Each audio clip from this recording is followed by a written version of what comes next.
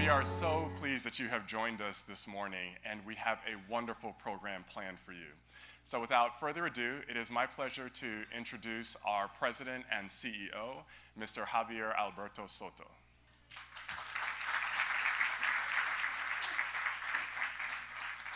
Thank you, Matthew, and good morning. Thank you all so much for being here. Wow, packed audience, I love it. It is so good to see all of you. I want to start by recognizing and thanking our many trustees who are here today, current and former, and I know the big man, the chair of the board, Rick Justo, is here. Trustees, can you wave so we know who you are? There's Gary. Thank you all so much. And former trustees, I know we have some of you as well. Marlon Hill, thank you for being here. Of course, the folks that do all the work at the foundation, the team of the Miami Foundation. I see Alex back there. Some of them helped you check in.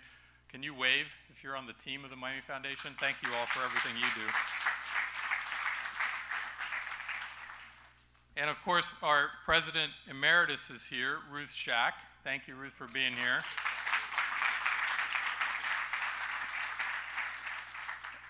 As all of you know, Ruth led this organization for 25 years.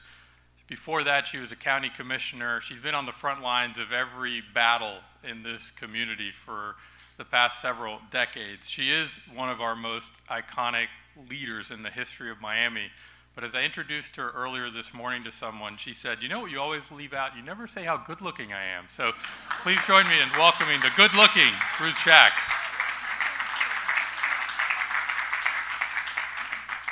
This event is sponsored by our friends at Helios Foundation. Thank you, Helios. You'll be hearing from them shortly as well.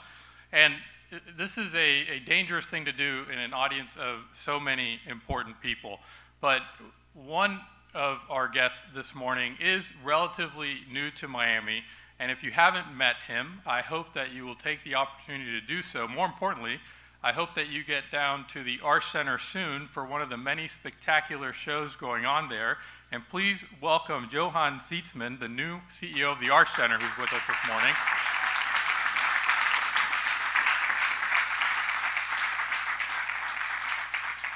And of course, a special shout out to Miami-Dade College. Miami-Dade College has the largest undergraduate population of any college or university in the nation. 165,000 students across 8 campuses. You all need to know that this place is not only the largest institution of its kind in the country, but among the premier educational institutions in America. And obviously a great deal of that credit goes to the soon-to-be retired president of Miami-Dade College, Eduardo Padron.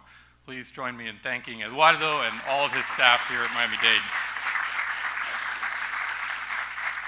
And by the way, the catering this morning is brought to you by Tuyo Restaurant, just across the street from here, in the Culinary College here at Miami-Dade.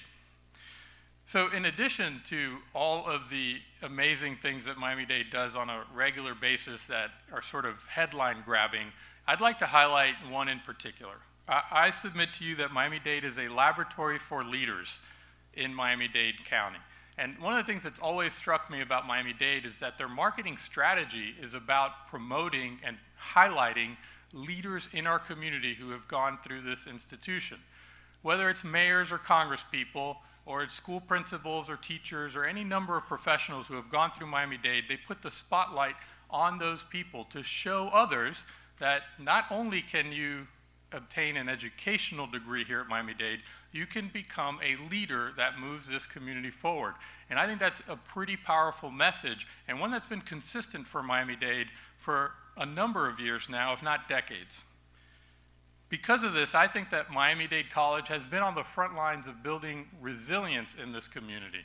And resilience is something that we've been talking a whole lot about in this community, in part, I think, due to the efforts of the Miami Foundation to shine a light on the importance of building resilience. And many people think about resilience through the lens of climate change and some of those things, and we certainly view it through that lens as well, but our lens is much broader. Yes, resilience is about climate change. Yes, resilience is about economic prosperity. Yes, resilience is about responding to disaster. But I think it also means building a leadership pipeline that will ensure that Miami is led by ethical, passionate, creative people who will continue to move our city forward.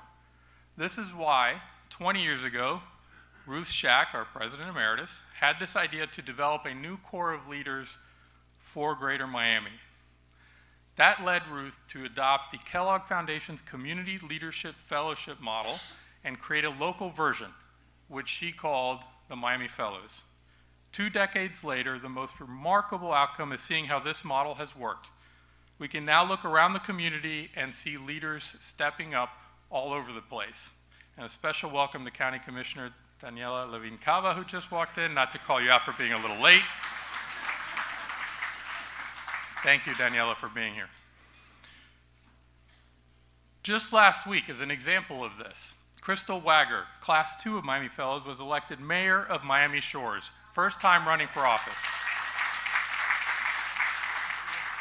Just last week, Roy Altman, Class 7, was confirmed by the U.S. Senate to be a U.S. District Court judge, making him one of the youngest U.S. District Court judges ever appointed in the history of the United States.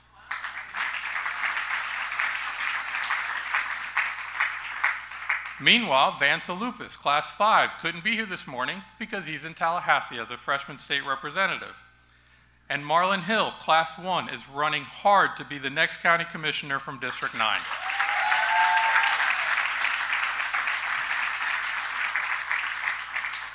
In addition to the 20th anniversary of the Miami Fellows program, this is a milestone year for the Miami Foundation's other civic leadership programs. This marks the 10th year of the Ruth Shack Leadership Award.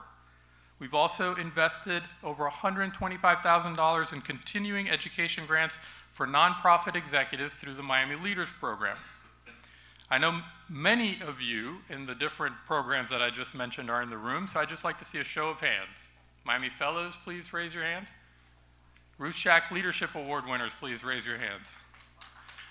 Folks who have gone through the Miami Leaders Program, all of you raise your hands. Everybody who's gone through Miami Leaders, Fellows, Ruth Shack, please raise your hands.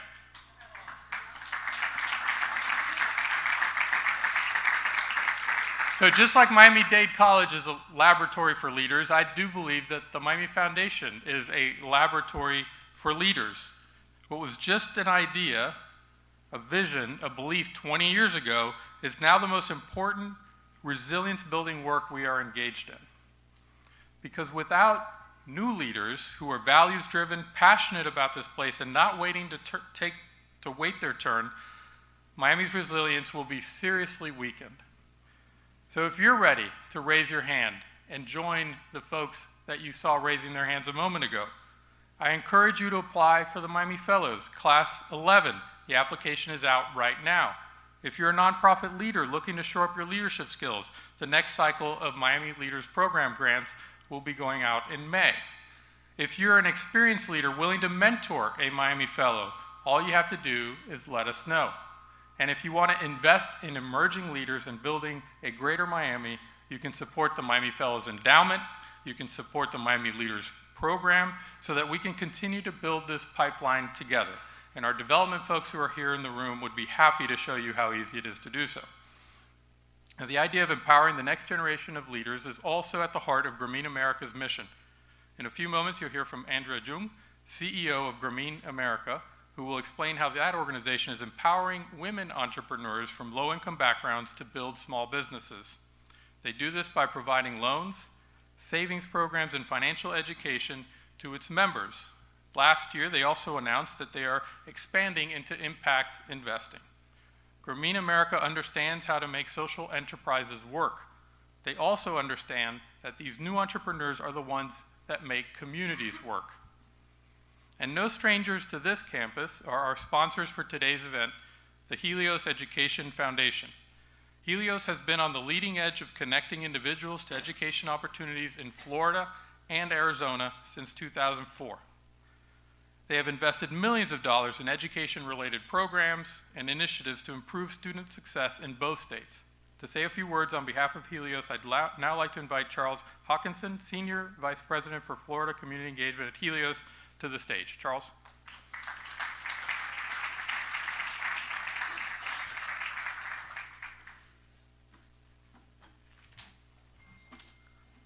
Thank you, Javier, for the introduction and for your leadership of the Miami Foundation. Our president, Paul Luna, is on vacation, would have wanted to be here because he considers you a very close friend. And we just appreciate the partnership that Miami Foundation has been able to forge with the Helios Education Foundation. We really feel like we share the same common vision, a vision where we have community success through collaboration and through partnership. I lead the Florida office. I'm the Senior Vice President for Florida Community Engagement out of our Tampa office, but we work across Orlando and Miami and the Tampa areas. And we are very proud to support this event because of its focus on leadership. It's something that we have as a foundation been increasingly looking at and trying to figure out how do we help to bring a new generation and continuing generations focused on leadership and solving civic engagement problems through education, whether that be early learning, K-12, higher ed, and then into the workforce development. It really takes leadership, committed, resourceful leadership. We thank everybody in this room for the commitment that you make to the Miami community. As Javier mentioned, we're one foundation, but we serve 2 states. And in Florida, our Florida Regional Student Success Initiative focuses on specifically increasing the post-secondary completion of first-generation, minority, and underrepresented students across those greater metropolitan areas, Tampa Bay, Orlando, and Miami. And we look at education as a continuum, starting at birth, proceeding through post-secondary and into workforce. Our work is really developed and is really rooted in student success. That's the focus of what we have. And it's built on 4 fundamental principles that I just wanted to briefly mention: community, equity, investment, and partnership. And hopefully these principles will resonate with you as well. We believe that education changes lives and it strengthens our communities. We believe that every student, regardless of zip code, deserves a high-quality education. We believe that education is something that needs to be seen as an investment, not an expense. And we believe that it's only through collaboration, through partnership with organizations like the Miami Foundation, like Miami-Dade College, that we can achieve our mission in all of the areas and the communities that we're working in. So we're really proud to support today's event, to recognize Chad as the 2019 Ruth Shack Leadership Award recipient, and to further our support of this vibrant community. Thank you.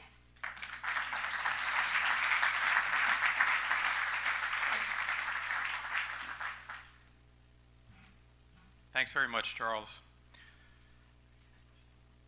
So for the next part of the program, I want you to think about the talking heads as we prepare for yet another presidential campaign. Seems like the last one never finished, actually. But one of the things that you often hear said by the talking heads is voters in a presidential election will often choose the person they'd most like to have a beer with as their preferred candidate. So when we created the Ruth Shack Leadership Award to annually recognize an emerging leader who, like Ruth, has taken ownership of the city's future, we didn't use that test among the attributes that we listed, although who wouldn't want to have a beer with the good-looking Ruth Shack? And now with our 2019 Ruth Shack Leadership Award winner, I think we'll have to add that to the attributes we look for, because we've clearly selected a guy that everyone would want to have a beer with. Chad Bernstein has been disrupting the status quo throughout his leadership journey. Chad came to Miami to attend his dream music school, the Frost School of Music. He got his bachelor's and master's degree and his PhD, which I didn't know about until about 2 days ago, and he stayed in Miami ever since. I told him this morning, I'm still not going to call you Dr. Bernstein. For one thing, that sounds like my gastroenterologist, and it'd be kind of weird. Chad helped fuel Miami's Latin funk sound through his bands Suénalo and Spam All-Stars. He's performed all over the world with top artists like Pharrell, The Temptations, Pitbull, and Shakira. When we took Chad and his Miami Fellows Class 10 to Medellin last year, he packed his trombone and jammed impromptu with a local band there. And as cool as all of that is, the story gets even cooler. 10 years ago, he teamed with his father to create Guitars Over Guns, a mentorship program that has transformed the lives of 3,000 students in Miami and Chicago through music. In 2015, Chad was honored as one of CNN's national heroes. He is a connector, an advocate, and a champion of Miami's potential. He's also not afraid to advocate for our children. He's not afraid to walk into a juvenile detention center, a grieving mother's home, or a school where his staff and students have received death threats. He's also comfortable in a boardroom or a commission chamber, giving voice to these very same kids. But here's the really cool part. Chad does all of this with deep humility. That's the part that makes his leadership so genuine, so effective, so powerful. You can be passionate, you can be bold, you can fill the room with your presence. You can do all of that and still lead with humility. And I know that because that's how my friend Chad Bernstein rolls. Please join me in congratulating our 2019 Ruth Shack Leadership Award honoree and the guy you all want to have a beer with, Chad Bernstein.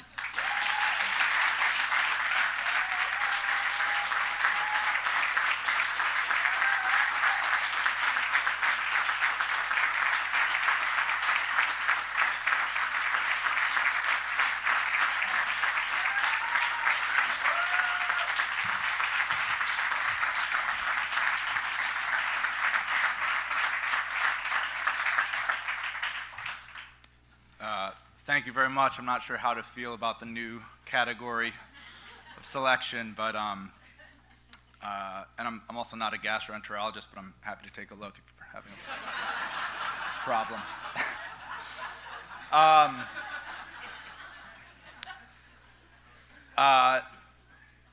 You know, a lot of people in the last couple days have asked me, you know, are you ready for your big speech? And the truth is, it'll never feel that way to me. There's so much to cover. There's so much to care about the city and about our kids. And there's just never enough time to do it. So I want to start off by thanking a couple people, the first of which is my wife, who's not here. She is caught in Miami traffic, which is just poetic. But she needs to know that, you know, she stood by my side for every up and every down.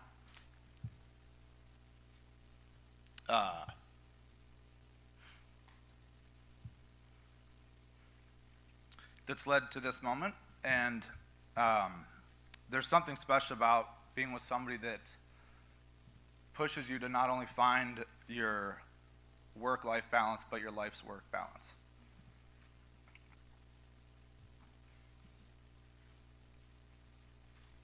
I also want to thank my parents, new Miami transplants, but the values that started this organization came from them. And the experience that I hope that all of our kids have is the experience that I had growing up, and that is the knowledge and the gift of knowing what it feels like to be loved. The other person that I want to thank most genuinely is Ruth Shack. You have been an unapologetic champion for this city, and we are still catching up to the vision that you had so many years ago for equality, for social justice, and for the arts. But the thing that I find so remarkable about you is that somebody asked you why you do what you do, and the response that I read was that at some point your daughters felt like they needed to leave Miami to fulfill their potential, and that wasn't good enough for you, and that you wanted to build a city that young people could envision a world that they want to live in and build it. And I'm so proud to stand here as a testament to that. I'm a beneficiary of everything that you've built in this city, through the Miami Leaders Program, through the community grants and the signature grants, and most recently through the Miami Fellows Program. Shout out to Class 10.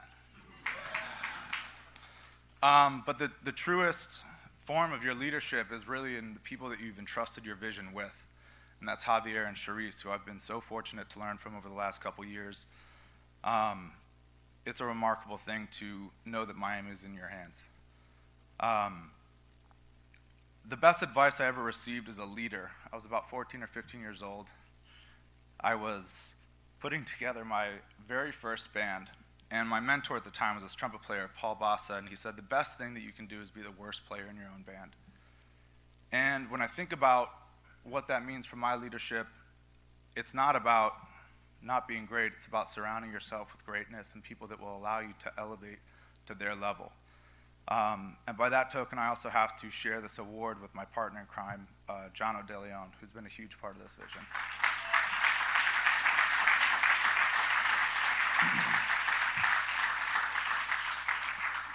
But Ruth, I hope that you can look around in this room and see a generation of leaders that are taking your mission forward and carrying the city to new heights. Most notably, the awardees of this Ruth Shack honor of past are all people that I aspire to operate like, who I see on a level that honestly is in a league outside of my own. And I think that that's probably the way they felt receiving this award as well. I listened to Nadej on the way in this morning. Yesterday I was in CIC with Rebecca Fishman-Lipsey, helping to select the next class of her leadership lab. And it is incredible what's happening in the city. And even Saif, who told me that my headshot today looked like I was picking my kids up from school, is a great leader as well. But as Javier alluded to, my Miami story is really a special one, and it started being an 18-year-old gringo in this city and being adopted by Spam and Swenelo that provided the soundtrack to the last 20 years of Miami in a way that's incredibly meaningful because it taught me the value of representing the voice of a community authentically. Within 2 years of that, my shirts had 4 pockets. I traded in my coffee cup for a small plastic thimble, and I had been both blessed by a chicken and eaten a goat that had been prepared in front of me. So, culture shock was real, and I loved it. But it also allowed me to recognize how important it is to provide a true and authentic voice by inviting people to the table, because we all deserve to be there. And the people that I found as a result of that process were the musicians of this city that make up the cultural fabric of our community, and they're the mentors of our organization. I'm not sure that there are any here today, but if they are, please stand. 8 o'clock's a little bit early for musicians. I told them it was okay. And I also have to thank my staff, who I know is here today. If you guys could stand up, please.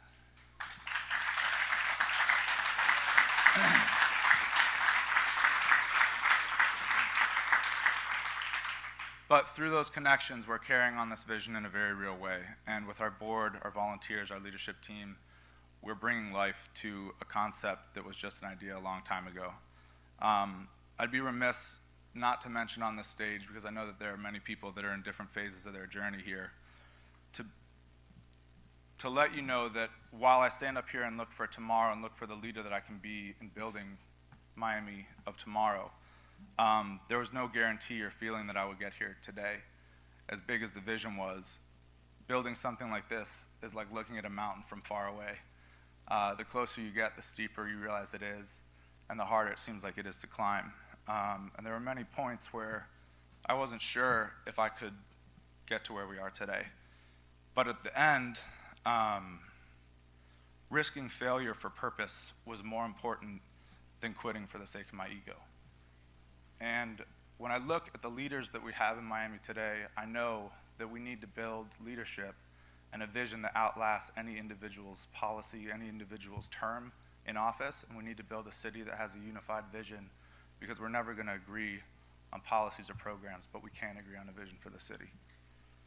And that's truly why I love Miami. Miami as a city is only as old as air conditioning, and there's a reason for that. It's hot. But there's tremendous opportunity here, and we are the canary in the coal mine, and the city is a lot younger than more established cities where you don't feel like you can really do anything to make a change. And here there's tremendous opportunity, and the things that we're building and the problems that we're facing are the problems that we're going to be facing in the rest of the country in 20 years. So the people that are working on these issues today, while sometimes we may feel like it's too big of a mountain to climb, it's the most critical work that we could be doing. So in the face of those challenges, we have to ask ourselves if it's worth the risk. And I'm proud today that I have some people here that remind me of what I would have left on the table. Rudy Jr., can you guys stand up? Any other alumni?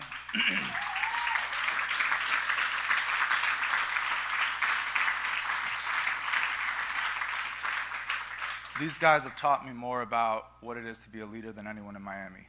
They've taught me the value of expectations and that the greatest risk there is of setting them too low for our children. They've taught me that our kids don't need saviors, they need people that believe in them and they need opportunities. And they've taught me to love my own children.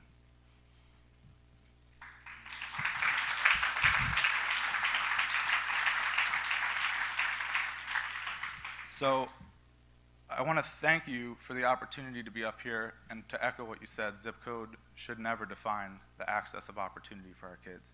And that's what we're working on with Guitars Over Guns. Ruth, you said that the most exciting part about living in Miami is that every 10 years we get to reinvent the city. And I'm so proud to be here, to be willing to take a chance on myself for this city. And I'm excited to be surrounded by a group of leaders that are willing to take that chance with me. And I promise you that this is not a point of arrival, but a point of departure. Thanks.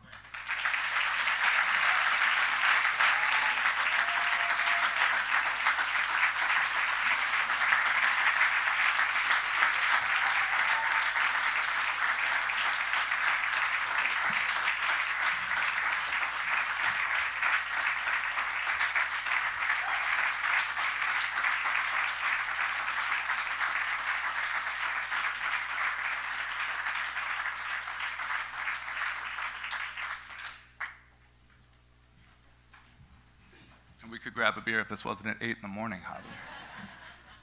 5 o'clock somewhere, Chad.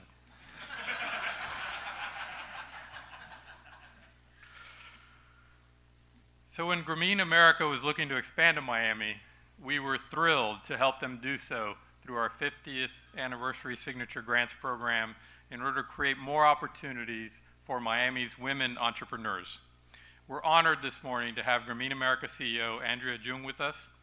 Andrea, who was also the former head of Avon, has been lauded globally for her dedication to empowering women. In a record achievement over the last 10 years, Grameen America has proven that microlending to women increases their income, creates assets, and builds communities. During this time, they have invested $1.1 billion in loan capital to over 100,000 low-income women entrepreneurs and their families. For a glimpse of how they do this, we have a short video to show you at this time.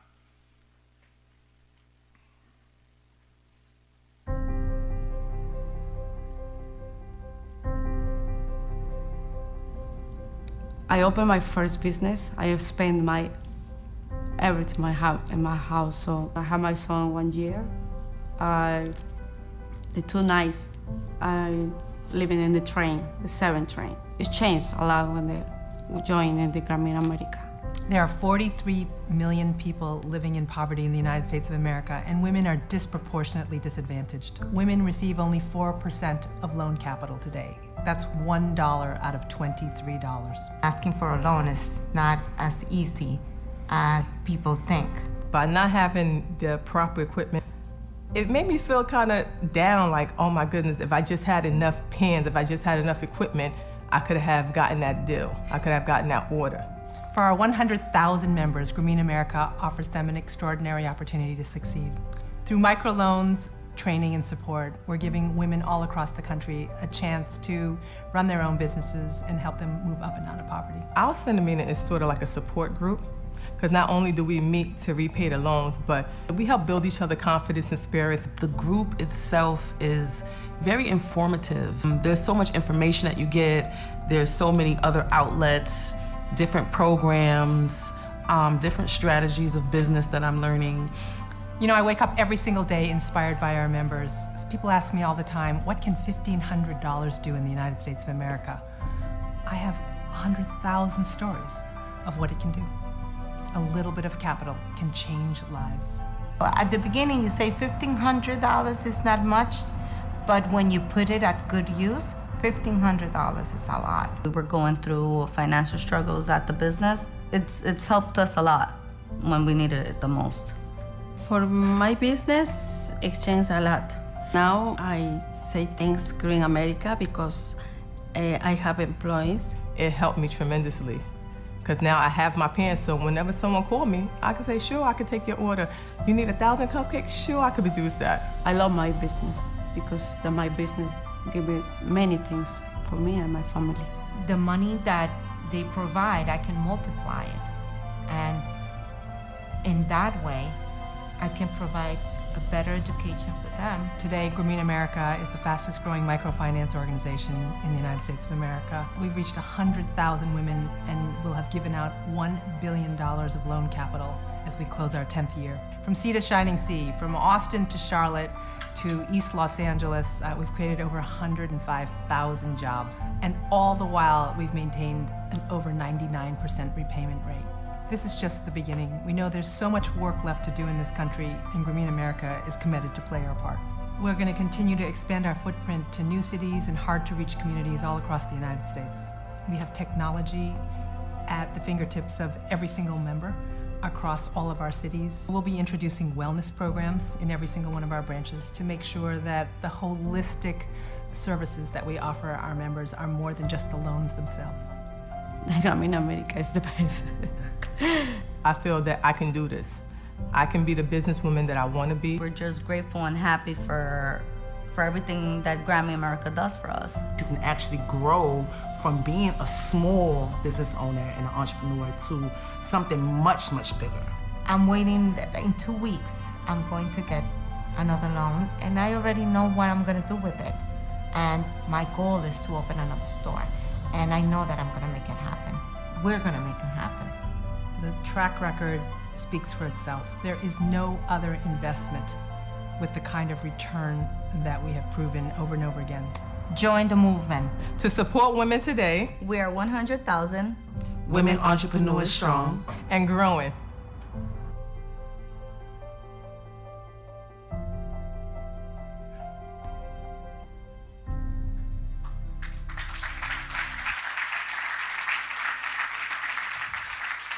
And now we will hear from Andrea together in conversation with someone else you all want to have a beer with. The 2018 Ruth Shack Leadership Award honoree from Miami Fellows Class 9, WLRN's Nadej Green.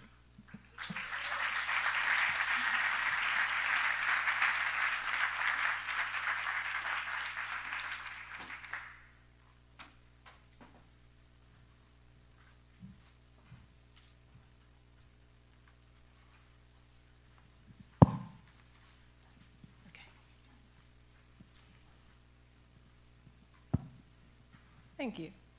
Good morning, y'all. Good morning, everybody. We agree we're just going to jump right in. Javier did a great job introducing. So first, the intro was really interesting, and I've been doing what journalists do, which is digging into everything that you all have done. Can you talk just a little bit about the mission of Grameen, the why? Yes, I'd love to. First, I, though, want to just start with a tiny personal story, because if you read my bio, this does not come up. But I'm actually the product of a microloan. My parents and my grandparents were immigrants from China. When my grandparents came, they would have definitively and financially been considered a family in poverty. They did not speak a single word of English. And my grandmother, not my grandfather, got a tiny microloan. There was no Grameen yet at the time, but it was she who got that hand up, not the handout. And just one generation later, my father went to MIT. 2 generations later, my brother and I have had all of the opportunities of the American dream, but I'm just sitting here as proof positive that just takes one generation, a little bit of capital can literally change the course of poverty, and I can sit here and tell you that from a personal point of view. As you saw in the video, the mission of Grameen America is not different than the original mission of the Grameen Bank, which won the Nobel Peace Prize 40 years ago. And I just thought I would take a minute, because I think in that story explains the brilliant mission, but also the skepticism and now proof positive that it would work in the United States. So the concept of Grameen in microfinance was really founded by Muhammad Yunus, who won the Nobel Peace Prize in 2006, he and the Grameen Bank from Bangladesh, for really reshaping poverty and economic development and opportunity in the poorest country on earth through microloans. Yunus was an economics professor He was not a banker. And in his economic assumptions that he was looking at in the country of Bangladesh, then really the poorest country on earth, he began to see that there was no possible way that poverty and the shape of it could be changed without including 51% of the women in the country, or the women. If you went to a bank 40 years ago in Bangladesh as a woman, you were told 100%, this is not 80%, 100% of women were told, bring your husband in. We don't give loans to women. And so he fought against that originally. He tried to lobby against the traditional financial system, but got nowhere. So in fact, he started to lend and created his own bank called the Grameen Bank, which began by giving tiny loans to women to become entrepreneurs. The early days were very difficult. This is 40 years ago. Unfortunately, I think some of this mentality still exists today, and not just in Bangladesh. And when his own small organization went out to give tiny $27 loans to potential women entrepreneurs, they said, not just the banks, but they said, give the money to my husband. I don't understand the language of finance. And the team came back and said, maybe we should just give it to the husbands. And I think in that moment, the inflection point, I think the Nobel Prize winning courage he had was to say to the team, no, you go back out there, because that is the language of history and the language of social norms that have come before this generation, but there's nothing about women that makes them less entrepreneurial or less able to succeed if we just give them a chance. And capital and access to capital is a basic human right, and women are being denied that human right. So 40 years later, I think it spurned an entire industry of microfinance organizations all over the world. In 2008, Grameen America began, and this was in the depths of the crisis. This was the global crisis, so all financial institutions were pulling back. And if you were low income, minority, and particularly a woman, if it was difficult to get a loan before 2008, it became almost impossible. So there was a tremendous amount of skepticism that starting a micro-lending organization, here, at that time it was in Queens, New York, no one knew Grameen, and these were two women and their families who had no or poor credit and who had no banking and no access to capital. And I think there was a tremendous amount of skepticism that this would A, work or be successful. 10 years later, as you saw, we've, and as Javier said, we are in 21 locations, 14 cities. I'll talk about Miami in a minute, but it's been extraordinarily successful, which is proof positive that giving a hand up, not a handout, just a little bit of capital to families who they have to use them for entrepreneurship. This is not for paying back rent or a credit card bill. This has to be used to build a business, and we check that loan utilization. But it has proven 110,000 families later that the opportunity right here in America is huge, and the opportunity to have a very pragmatic solution to help families in their mobility track up and out of poverty through economic development and a chance to get a loan to run their own business is proving itself to be just brilliant. Can you talk a little bit about specifically lending for women living at or below the poverty line? I think the overarching thought is, like, why would you lend to poor people? At least that is what you hear a lot in the community. Well, you have bad credit, so that's why you don't get loans, or you're not good with money and that. So there's this perception of what it means to be poor, though I would argue poor people are some of the best with budgeting, because when you are poor, you have to make a lot work. But that is not necessarily how that is viewed from a corporate boardroom or from a banking perspective even. Yeah. I mean, I think if you just take the inversion of a traditional banking thought, which is that actually banks, so to speak, really should be there for people who don't have money. And if you look at, I think if I was channeling Muhammad Yunus, if he would be here today, he would be saying that all across the world, what we've seen is that unfortunately, and particularly lately, because of risk parameters, compliance, and you name it, that banks are there to give money to people who have money. And actually, you have to have even more money and more credit stance in 2019 than you did even in 2008. And therefore, it cyclically shuts people out, and it shuts the poor out of the traditional financial system, whereby the only option is usury rate payday lending. That is the only place that, whether it is Miami, you know, a mile from here, or whether it's in Harlem, or whether it's in East LA, for our members and for the women and their families that are in poverty, they don't have any other access to capital. And the formal system has shut them out. If you have a no credit score or a bad credit score, again, it's cyclical. You can't break that cycle. And that's where an organization like ours comes in to help make sure that you don't need to have a credit score. We get you a credit score. It's an output of the program, but it's not an input requirement. And that's where, again, that needs to happen in order to give people a chance. Some of the statistics are pretty daunting, but 50% of female-headed households in the United States are unbanked. So they are unbanked, 50%. This is 2019. 4%, or $1 out of $23 of formal traditional capital to entrepreneurs is going to women in this country. So if you look at the target of women in poverty, it doesn't even register on the Richter scale as a percent.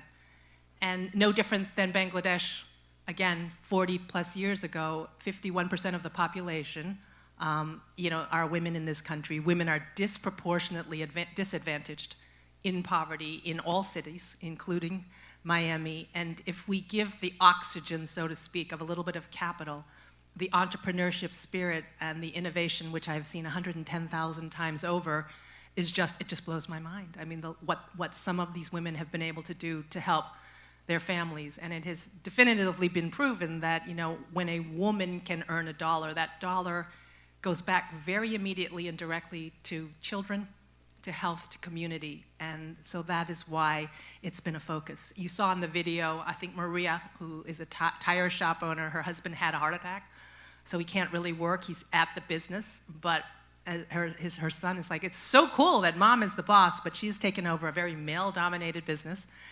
They were selling used tires on the corner in an open lot. He had a heart attack. She knew nothing about a business. She came, she borrowed money.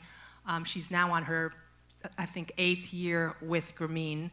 They've covered the lot. They're the #1 purveyor for Ubers and Lyfts of not used, but Goodyear and tires, and they have a booming business now. And that's sort of the trajectory that can happen with just $1,500 to start. So there's huge opportunities for women. We serve families, you know, so many of our members, the families are involved, but the woman herself is the one who gets the loan. She's the one who earns a credit score, which allows the family often to have 2 credit scores, not just 1. And just back to Muhammad Yunus's point, if women don't understand financial literacy, they're outliving men. Many cases, they're running the household. You know, we are inhibiting and constraining economic development in every single neighborhood across the United States. Walk us through a little, because people want to know how. Like, how does this actually work? And I think one of the things that was interesting is, how do you disrupt but still operate within a system? Because even though you were creating this outside of the regular system, you are still reporting to the credit bureau, so that when they repay, they're getting their credit scores in a way that, you know, they probably wouldn't get for paying back a payday lender. Talk a little bit about just the inner workings. Like, how does this work? You sign up, there's a group of women. How do you So the way it works is that we lend to women in groups, meaning that they don't do the same business, but 5 women come together, and you may have a flower shop and I may have a little restaurant, but we're part of a social community, and every single week we go to a meeting that is a center meeting with probably 25 to 30 entrepreneurs, whereby peer mentoring and coaching and support is a very integral part of the process. If you come to Grameen, you have to take 5 days of financial training before you can get the loan. If you don't attend those 5 days, you're not going to necessarily be a good member, so that is an interesting and extraordinary underwriting activity in and of itself. We, unlike a traditional financial institution who looks at history, So most financial institutions, including fintech today, I mean, there's algorithms that look at your credit score and your past payment history, and everything is going to be looking backwards. Our model sort of turns that on its head and says, everything that's important to us is not your credit score, you don't need to have one, or your business plan. We don't need to expect you to bring a Harvard Business School type plan. We expect discipline. We are looking for your commitment to future behavioral change. Are you willing to get the training? Are you willing to get the financial literacy education? Are you willing to pay back every single week to learn the discipline of becoming an entrepreneur? Because entrepreneurship is hard. And that has proven itself out over 10 years and every single city to be the alchemy and the magic, is that the behavior change for women is not just the money. The money is a small piece of it. The peers, the support, the confidence, and the training ends up being life-changing, and that is why we have a 99% repayment. These are non-recourse loans. If they don't pay them back, we're not chasing them, we encourage them. So that's very non-traditional. But we have major lenders, big banks who lend to us, who come and look at the model and say, we would kill for these repayment rates. I mean, in Miami, just to give you an idea, this is not surprising to us, and I'm sure not surprising to you. But thanks to Javier and Charisse and the Miami Foundation's belief and many others in the city, we have been in Miami now for 15 months. It is, of our 21 locations, the most successful to date. We have 1,000 members, and they are all current. It's 100% repayment rate, 100. And we think 99 is pretty incredible nationwide, but they are so disciplined, so grateful, and so inspirational. In this period of time, our best operations would have about 600, maybe 700 members, would have been sort of best in class, but I think the spirit, the gratitude, and the excitement for the program coming, again, we hit 1,000 members, and we're really proud. So one of the interesting things being in Miami, Miami has a huge, huge wealth divide, and it's stark here. We love to pride ourselves in our diversity, and that we are, but that diversity is not necessarily reflected in people's pocketbooks or, you know, in their bank accounts. So why did you come here, and what are you seeing so far in Miami when it comes to women in entrepreneurship? We had a very helpful piece of pro bono work done by McKinsey, Chad, to help us look at where the program should expand in its early days. We started in 2008, and we went very deep in New York. Before we just went everywhere around the country, I think there was the desire to really prove that we could scale. And when I mean scale, we've touched 60,000 families in the boroughs of New York, which is quite large and a very big number. But then when we looked to where should we expand, McKinsey helped us do a piece of work that really looked very objectively and demographically at several factors. Unfortunately, the income divide, where the need would be huge in terms of the haves and the have-nots, where entrepreneurship was in the DNA of spirit of the city, where their women over 18 were particularly unbanked or underbanked, and where women and families in poverty were unemployed or underemployed, and there was density of opportunity.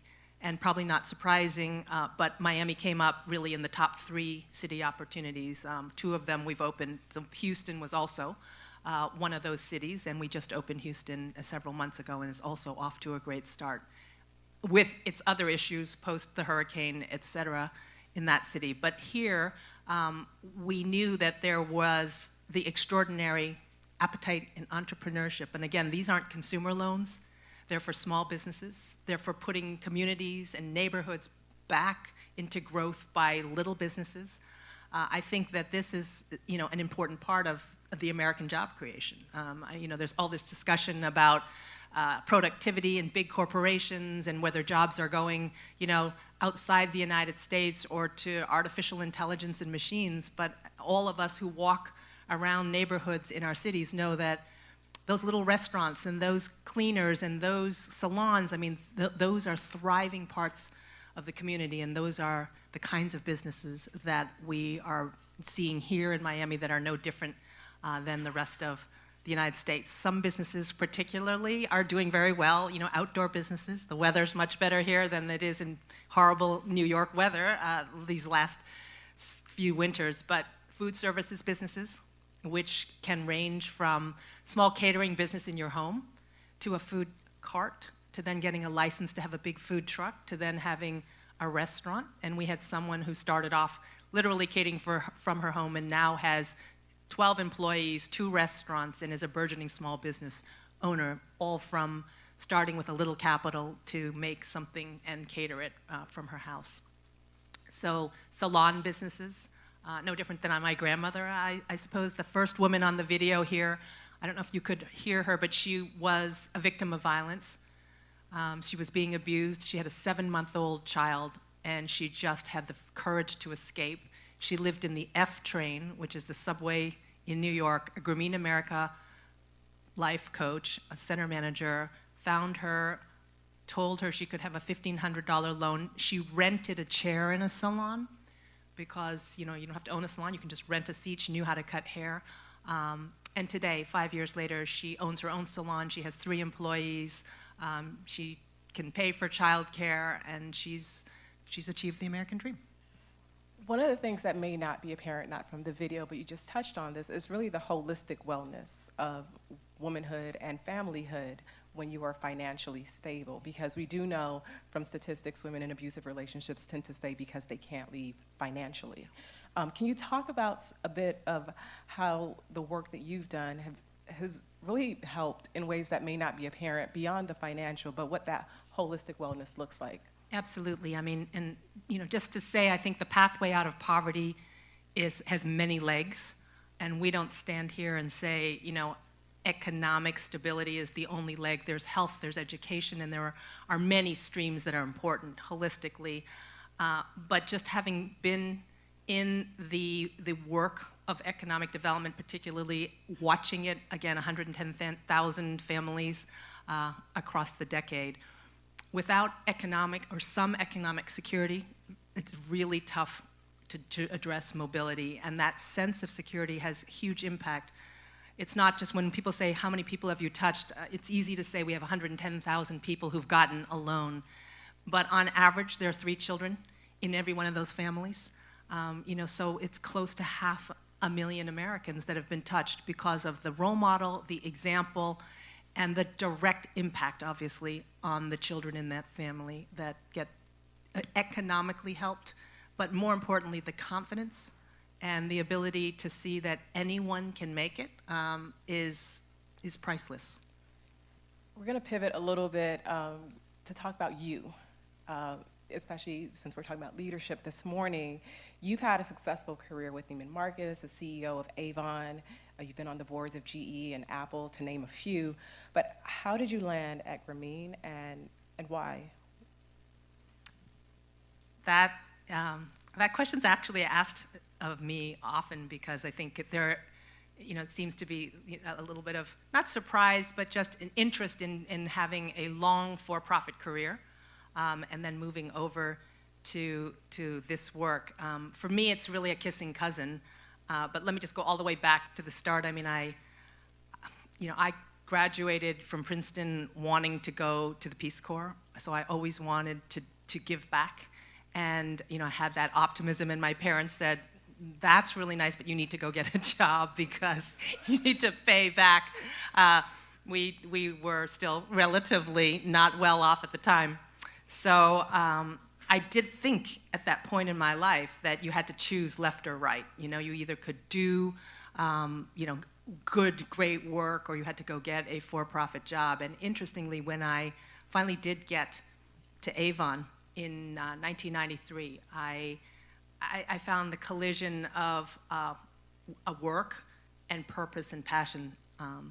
I was a mid-level marketing person at the time, and just to be clear, there were no women of color in CEOs. There were no women CEOs. So when people say, well, did you always want to be the CEO of a public company? I'm like, I wanted to be Connie Chung. She was my role. I wanted to be, I figured she was my role model. And, she was, a household name and someone that, certainly all young Asian women aspired that could be breaking through. But CEO of a public company, not even in the cards, or no role models, right? So I had no aspiration to necessarily be the CEO of Avon when I showed up at the then CEO's office. And so it was a marketing role for the United States division, and he walked out of his office at one point to take a call. And there was a plaque behind his desk that had 4 footprints, and it was a barefoot ape, and then a barefoot man's footprint, and then a wingtip shoe, and then a high-heeled pump. And it said the evolution of leadership. And this was like in 1993, and there were no women at the top. And he came back in, and I said, that plaque, it's an incredible plaque. And he said, this is a company of Avon ladies, and he said, I'm the 7th CEO, and we've all been men, but someday a woman should run this company. And I thought, well, that's really prescient. I mean, that's a really, there are not a lot of male CEOs back in the early 90s who had that thought. And so it began to change my lens on sort of how women in leadership could possibly break through, because as I said, the representation was 0 at that point.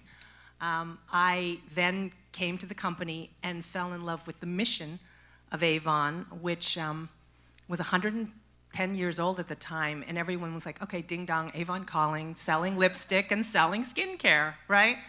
And I remember that someone told me, it's not skincare that we're selling, it's economic opportunity.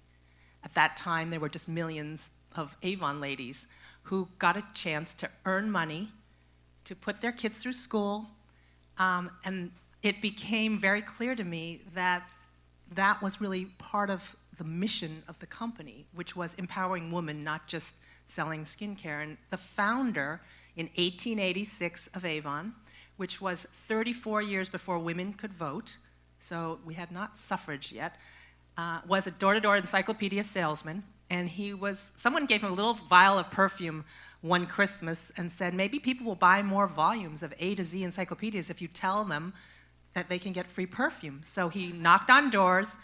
Women, of course, 1886, were who opened those doors. And they said, we don't want the encyclopedias. Can we just get the perfume?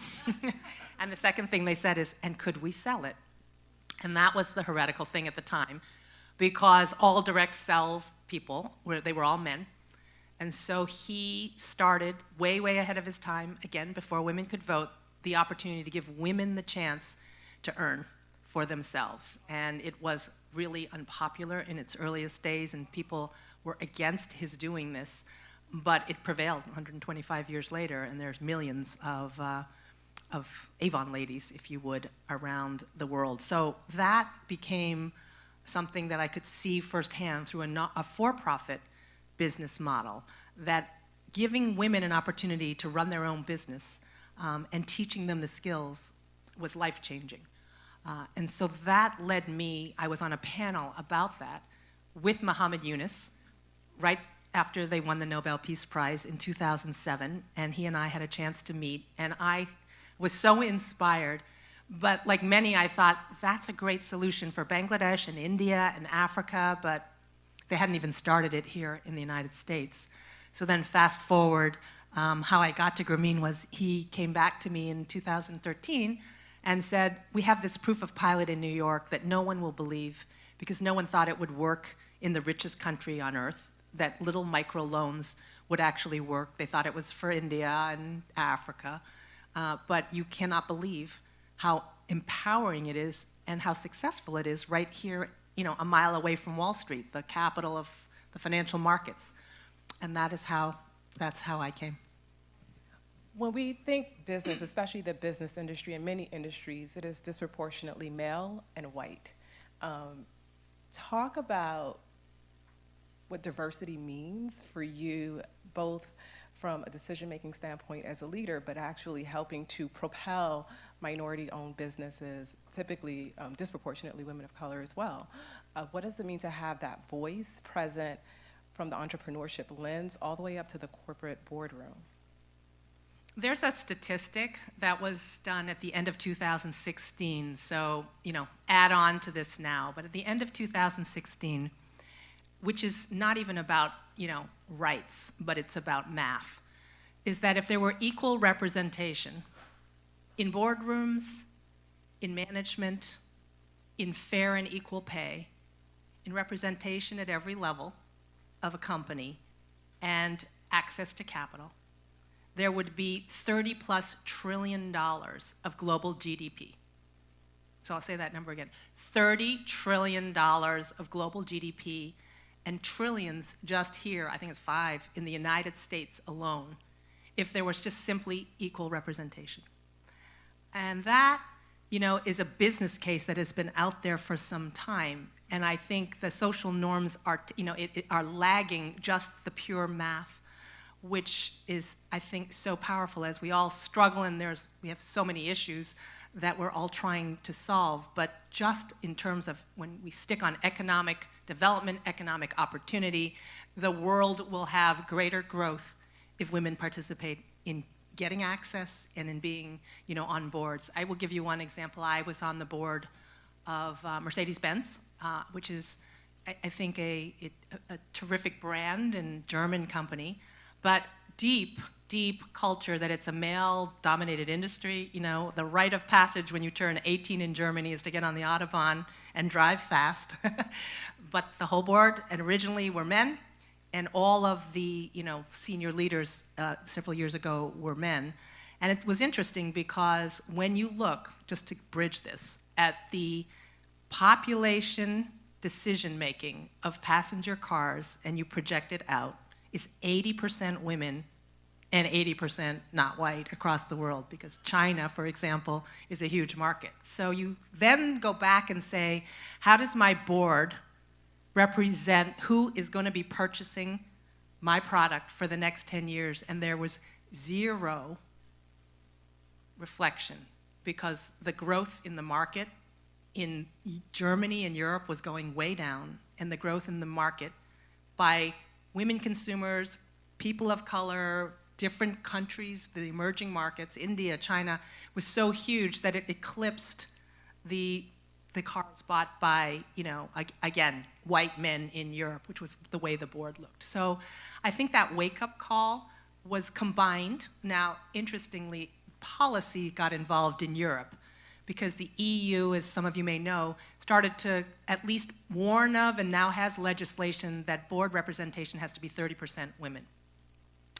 And I think people all have that same feeling, which I perhaps had, which is, do we really need to have laws and the stick as opposed to the carrot? And I have to say that in front of my own eyes, I saw the board go to 30% women, and more importantly, management go to over 30% women in a male-predominated industry. People used to say, they're only graduating 9% women on engineering schools, and we're an engineering company, so how can we possibly have 30%? But when legislation started to loom in Germany, and Angela Merkel was going to start talking about requiring this, all of a sudden, lo and behold, what would have taken, in my experience, 10+ years for representation took 10 months.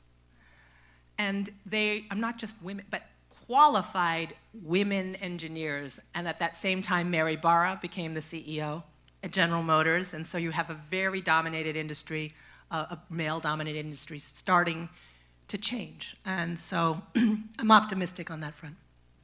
Do you have any last words just on your leadership journey? Anything that I may not have asked you that you want to share? We're going to open it up to questions for a bit before we wrap up. I think it's just such an important inflection point in time. I mean, I have a daughter and a son, and I'm sure for those of you that have, again, daughters from women in business, it is a different moment. I remember when I became the CEO, it was just so rare. I remember some of my first meetings, they would actually transpose it because they couldn't imagine to Andrew. So I remember going into waiting for my team, and someone came out and said, you should probably wait for your boss before we go into the conference room. And I remember it just took me so back, but you realized at the time, and so I said, well, I am the boss, but that's fine. We can wait. And I think things have changed a lot. I am an optimist about this. I still think, though, that it's men and women alike who have to give representation on all fronts. I mean, that diversity is not just a business case, not just an equal right, but it's just better for America and better for the world. And I think that it's been a tough slog, and I see cracks. There were tiny ones, when I broke through, but when I became the CEO, there were then 3, Carly Fiorina, Meg Whitman, and myself.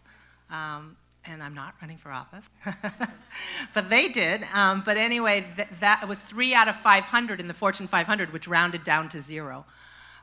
Now it's 5% women, which is certainly better, but should it be 100? No, but I believe in sort of an equal playing field, not a tilted one, and I just think it's good. I think it's good. But my last thoughts are just, if not us, then who? I mean, if anything about the time that I joined Grameen America to try and do this work that I don't think is getting done by government or by banks, I felt like, if anything, I should have done it earlier, because if I wasn't going to do it, then who's going to do it? And if I wasn't going to do it now, then when was I going to? So that thought for me of, if not me, then who?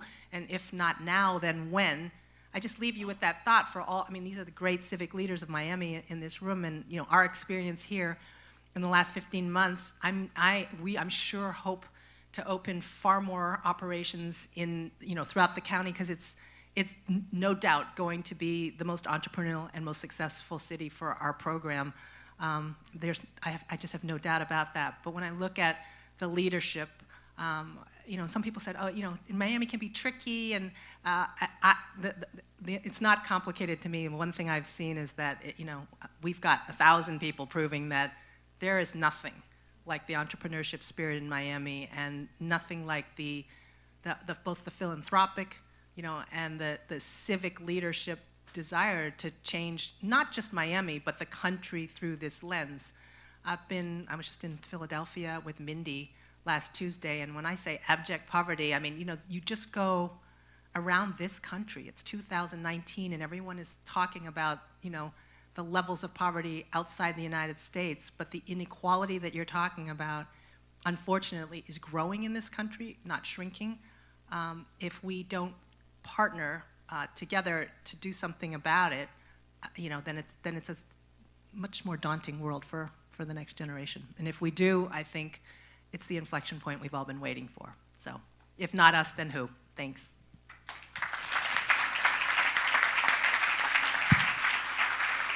So we will open it up to questions now. If you have questions, you can, I don't know if there's a mic in the crowd, but yes, there is one.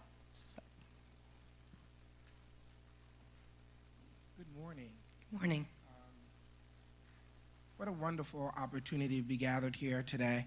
I just really love the model that you've shared with us, and some of the stories of economic empowerment for the populations that you are serving. I just would like to hear more about how the success trajectory continues with the women that receive the microlending. How then have you been able to take the wisdom that they have and incorporate that into Grameen at the decision-making levels, on the board, senior leadership? How have you been able to benefit then from the collective wisdom of the people who have gone through the program? That's a great question, and I guess like any good program, we try very hard to learn and iterate as we go along, and it is both from not just the anecdotal experiences, but also, I didn't mention, but we have the only randomized control trial objective piece of research on a microfinance organization being conducted in the United States. So in one of our operations in Union City, there's actually a world-class research firm, MDRC, who has embarked on a multiple-year study of our program. And it was difficult because we actually have program Grameen members who have received the microloan, and in the very same community, for the very same kind of entrepreneurship, attitude, and exact demographics, we have actually declined people from getting a loan so that we could measure the difference in impact over several years, not just on themselves, but on their family, on health, on outcomes. And the first piece of research just came back after, I think, 4+ years, and the results are very, very positive. They would say almost uniquely surprising in terms of the statistically significant impact on hardship alleviation, which is a big poverty metric that it's often hard to move. Certainly on credit scores, we see a major difference between those who are in the program versus those who don't on both credit and prime credit scores. So those are certain things, but part of the research isn't just to prove it works, it doesn't work, is to say what parts of the program do we learn from and can we improve upon. One example from the early days before the research was that we gave out larger loans for longer periods of time in the earliest days. So an example would be we gave out $3,000 to $5,000 loans for a year, as opposed to what we do now, which is really $1,500 to $200 to $2,000 loans for 6 months. And what we found was it was too much money for too long to get a win. And so the confidence is built on a smaller win for some of these women. And unlike some of the men who had been in the programs in other countries, who were probably usually, they had gotten loans before, so one of the things they were used to was saying, I'd actually like a larger amount. Some of our women were saying, it's too much. I want to pay you back. I want to be successful. I'm worried that I can't pay that back. So when we actually reduced the amount of the first-time loan and said, pay it back to us in 26 weeks, not 52 weeks, and then you'll get a credit score, and then we'll give you more money. That was the magic. That is what then began to really scale the program effectively. So sounds like a small difference in your and my book, the difference between $1,500 and $3,000, and paying it back 52 payments versus 26, but it programmatically changed everything in terms of what I would call confidence and absorbability. You know, if Cherise takes out, she's the very same entrepreneur, and I give her a $20,000 loan and say, I'll see you in 2 years. If Grameen America gives her not $20,000 at once, but in small increments, sees her every single week, and handholds her through the process, our experience is that the outcomes are different for the very same person running the very same business, because sometimes it's too much, and without education and peer mentorship. We have peers. I was in a meeting where someone said to their friend, you are 4 blocks to east. All the people and the offices have moved that way, and if you want to serve them lunch, that business has moved over the last 9 months that way. And that kind of feet on the street support and mentorship from the peer group is what's very unique to us, which is something that we've learned. Entrepreneurship is hard, and it's lonely, and if you are with 25 other entrepreneurs, even though they're doing a different kind of business, it can be motivating and helpful. So those are some of the learnings that we've had that continue to make us, I guess, improve the program. Yeah. So usually we talk about. I think they're recording.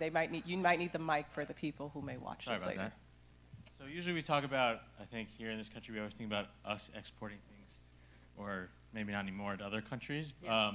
What's been the biggest thing you've had to adapt to in bringing the Grameen model into the U.S.? First, the skepticism. I think no one thought, so a program from Bangladesh is actually going to change the economic system of financial inclusion for the poor in the United States. I mean, there was just such disbelief from, I'll just use examples from our our bank lenders. So while we talked about how do we work within the system, we're trying to disrupt it, but we're also so we have partners in every single city because we're not a bank, but we think that asset building is quite important. So for example, SunTrust is our partner here in Miami, but other big banks help us get women banked. But in the early days, there was this sort of disbelief in it, and at the same time, it is important. They know it's important to give money to the poor. It's just that large institutions are not going to give out $2,000 loans to people with no credit. That is just not going to happen. So then how do you break that?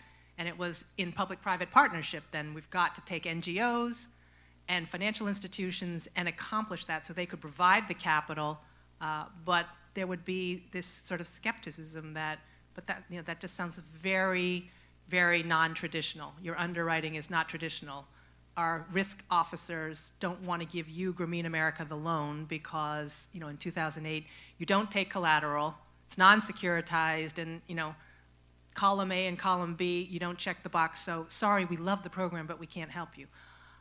10 years later, mostly every single major regional and national financial institution not only funds us or lends us money or has participated in social impact vehicles with us, but loves the program, knows they can't administrate it, but are glad that we are able to do that. But that took 10 months of sort of skepticism amongst our members.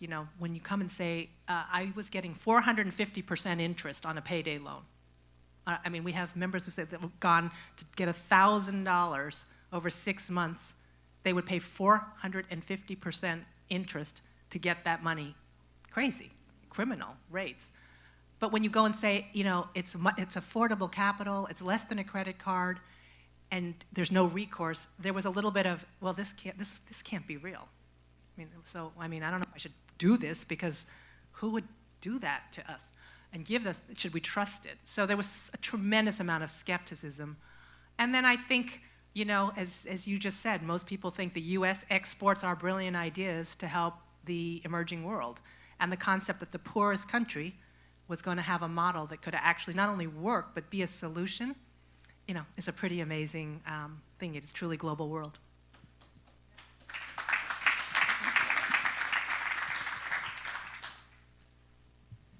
We may have time for one more question, and then we have to wrap up. So you are the lucky one. Okay, that's great. Good morning. Good morning. Terrence Cribbs-Laurent from the City of Miami Black Police Precinct Courthouse Museum.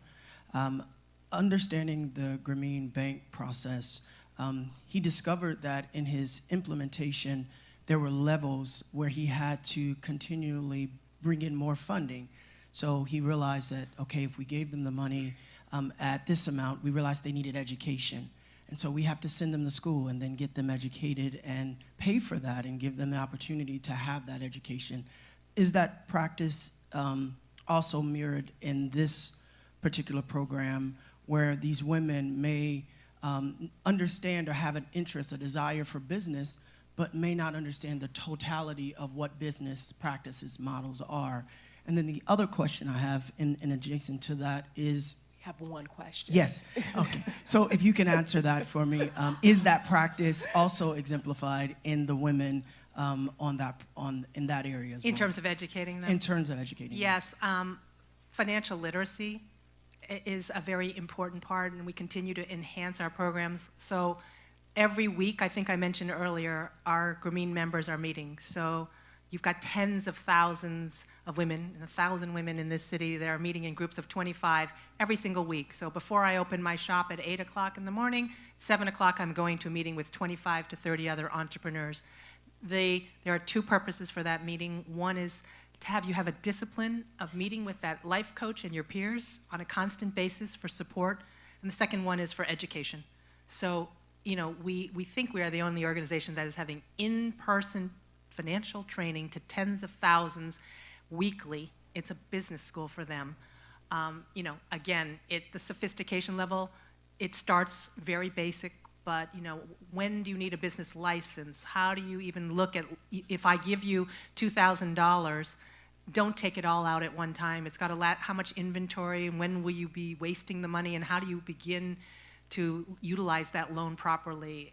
Do I keep a separate checking account from my business checking account? Should I not merge my money? But for first-time entrepreneurs, these are the really basic, really important things that are part of the literacy. And I think that the education and the peer confidence is an equal import, if not more, than the cash or the loan and the money itself. Thank you so much, Andrea. Thank you. Thank you, everybody.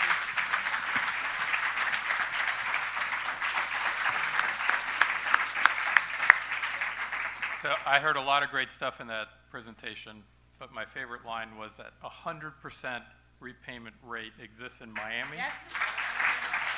It's only 99% in other places, so I just want to say, take that, LA and New York. Thank you, Andrea. Thank you, Nadej, Chad, Miami-Dade College, and our friends at Helios, and thank you all for being here this morning.